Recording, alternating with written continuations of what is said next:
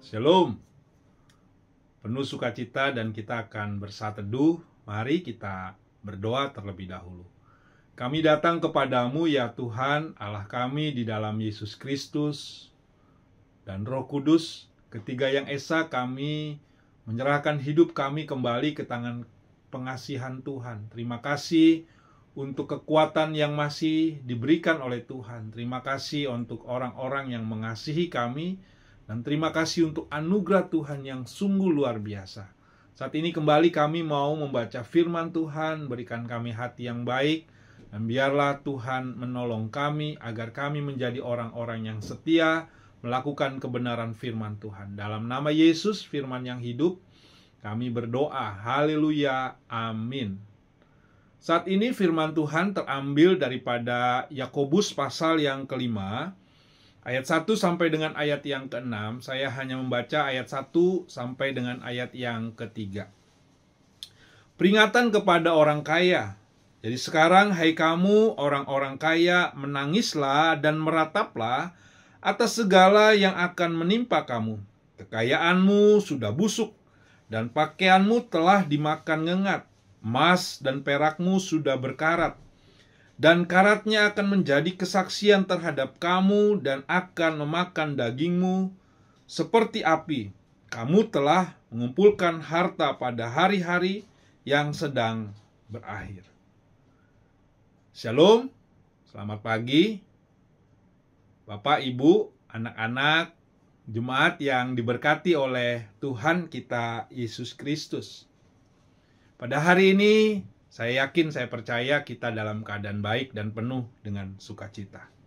Permisi tanya, siapa yang di sini pernah keinginan punya banyak uang, rumah mewah, atau mobil keren? Tentu ini adalah keinginan yang wajar sekali dan kita ingin di dalam kehidupan kita. Tetapi permasalahannya, apa jadinya kalau harta menjadi tujuan utama hidup kita? Inilah yang dibahas dalam kitab Yakobus pasal yang kelima.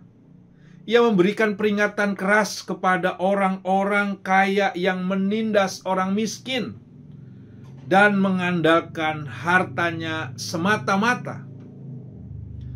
Kitab Yakobus, kita mengetahui bahwa kitab ini ditujukan kepada orang-orang diaspora, orang-orang percaya yang tersebar di luar daripada Israel. Tema besar daripada kitab ini tentunya kita menyadari bahwa iman yang nyata dalam perbuatan. Pasal 5 ayat 1 sampai dengan 6 mau menegur orang kaya yang hidup dengan menimbun harta, merugikan orang lain, dan hidup mewah tanpa peduli sekitarnya. Tentunya poin penting yang perlu kita renungkan di dalam nas yang kita baca adalah harta duniawi itu fana. Yakobus bilang dalam ayat 2 dan 3 bahwa harta bisa berkarat, pakaian bisa dimakan ngengat. Artinya, hal-hal duniawi yang dimiliki saat ini tidaklah kekal. Manusia tidak hanya bisa berharap dengan harta yang fana itu. Lalu poin yang kedua, menindas orang miskin. Tentunya Yakobus mengingatkan para pekerja yang tidak dibayar upahnya, Tuhan mendengar jeritan mereka. Artinya Yakobus ingin mengatakan Tuhan berpihak pada yang lemah dan menuntut keadilan. Jangan merasa diri kita kuat.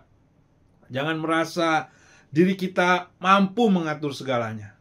Tuhan berpihak kepada orang yang lemah dan menuntut keadilan. Jadi buat kita yang lemah, buat kita yang terbatas, Tuhan berpihak dalam kehidupan kita.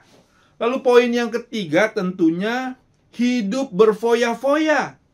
Ayat 5 sampai dengan 6. Orang kaya hidup enak tanpa peduli, bahkan menindas orang benar.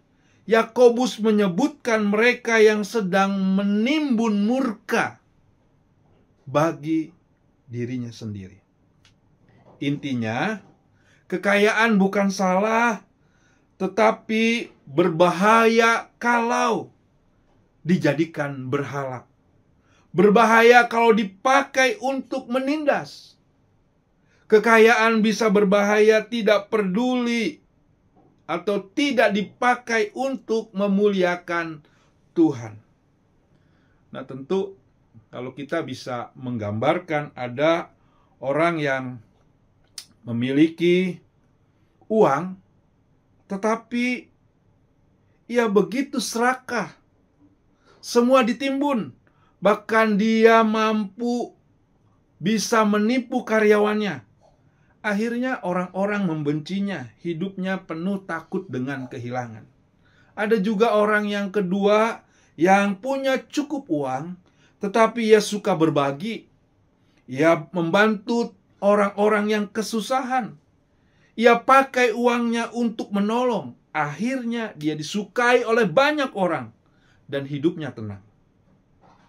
Pertanyaannya, kita orang yang seperti apa ketika Tuhan memberkati hidup kita?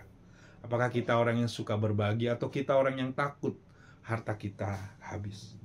Nah, oleh sebab itu, jemaat yang diberkati oleh Tuhan, pesan Yakobus ini juga berlaku buat kita.